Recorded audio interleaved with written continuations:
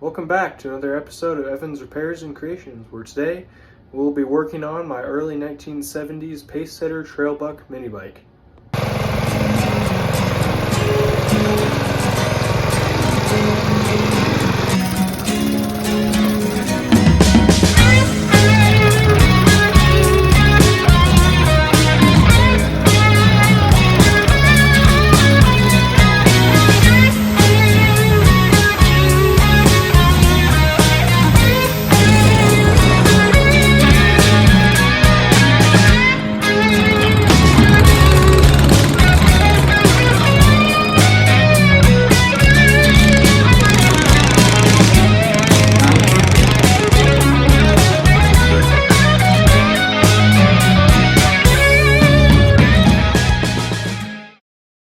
So this is my Pacesetter Trailbuck mini bike.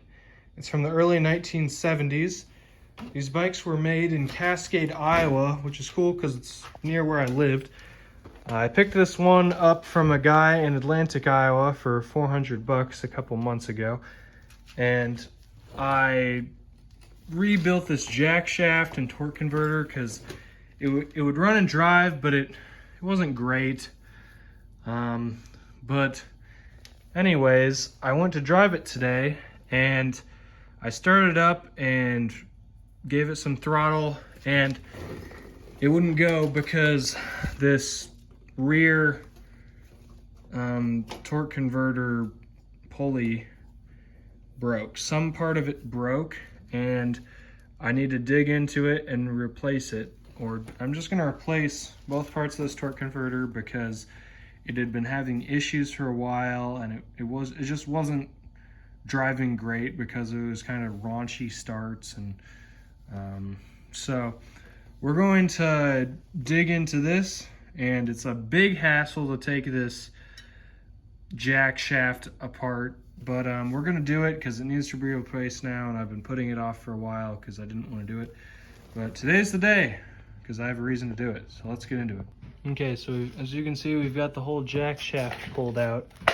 This is our old torque converter. There's nothing really apparent broken with it, but it's definitely worn out and definitely in need of replacement. It's old. And even if I could put it back together and get it to work again, I might as well just put a new one on because they're not that expensive. Something cool about everything on this though is that it's all by Comet Industries. Comet Industries. So I'll research them later, and there it says Comet. But that's pretty neat.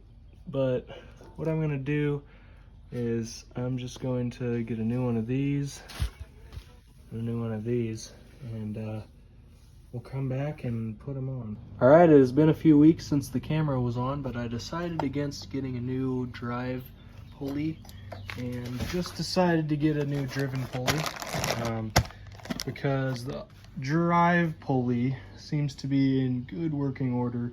We're going to keep that. We're just going to replace this one for now, see how it works. So yeah, here it is. It was like $23 on Amazon. So yeah, I'll get it out of this bag in a second, but here it is. Looks pretty nice. Alright, here it is out of the bag. Looks great. Should work great. Looks just like the old one. So yeah, let's get it reinstalled. Alright, I'm going to put the camera in fast motion and we're going to reinstall the jack shaft.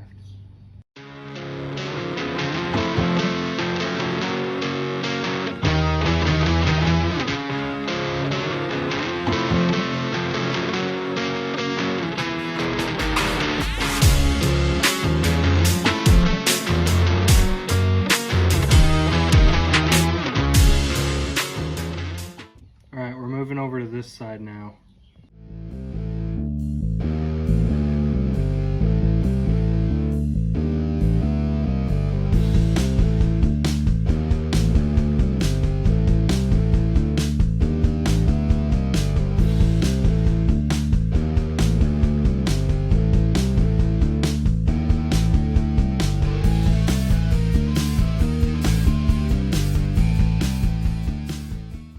Alright, everything's on there and together on the jack shaft.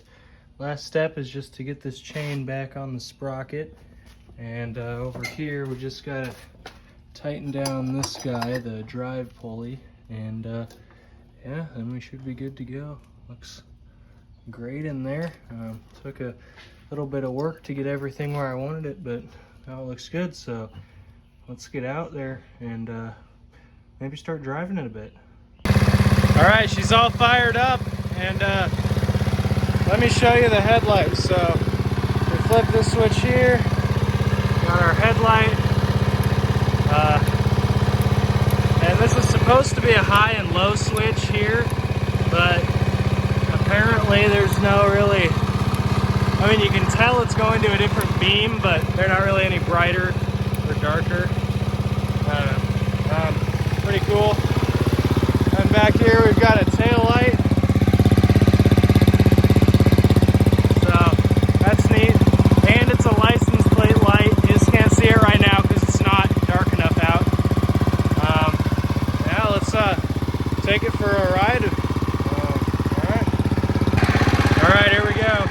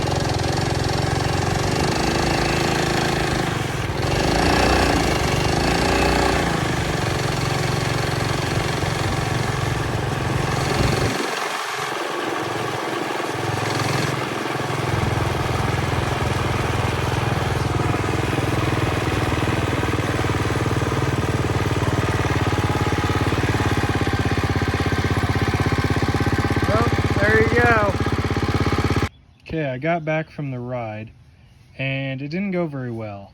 It wouldn't climb up to speed and it wouldn't accelerate well, and it's doing pretty much the same thing as it did before. Let me show you what it's doing. So when you go to start it up, oh man, okay.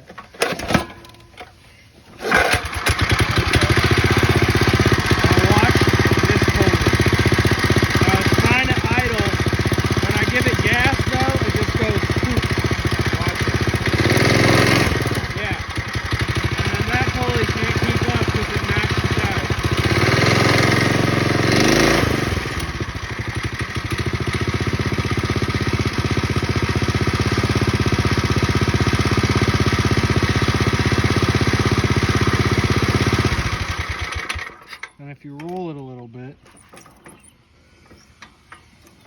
it's like super loose right now, but if you roll it a little bit, the torque converter will go back to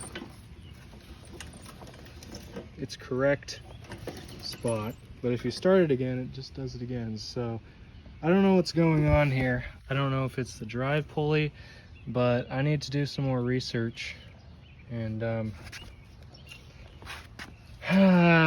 that's probably going to do it for today, because I don't know what's going on, and I really need to see if all you guys on YouTube and gals, fellas, ladies, chitties and gentlemen, I need to see if everybody on YouTube or anybody on YouTube can figure out what's going on with that and why it's doing that, because I'm no expert in these things.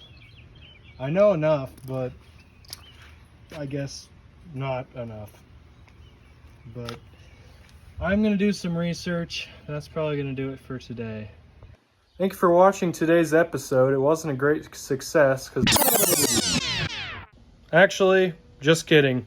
It's been a little while and I did some research. And so you see this little rubber guy here.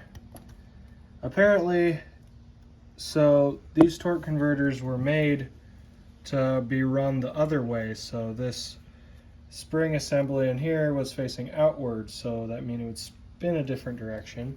And these rubber guys, like right here, would rub differently on this, and it was set up differently than how I'm running it on my bike. So I pulled it apart, moved this so the little rubber pieces were on the other side. They were over here, now they're over here. And because if I applied power to this, they would just kind of slide up and let the pulley fully open, right? But now that they're this way, they work correctly. That's the way the old one was. So I hope this works. Let's go take it for a ride now and see if it works. All right, let's take it for a ride. Oh yeah!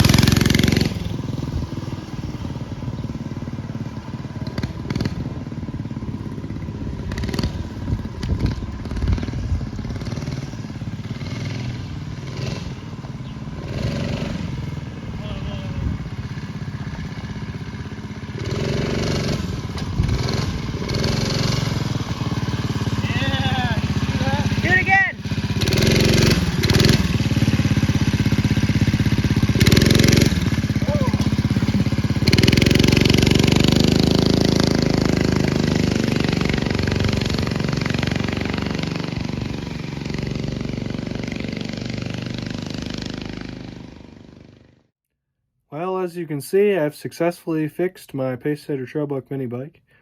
I just had to change up the torque converter a little bit.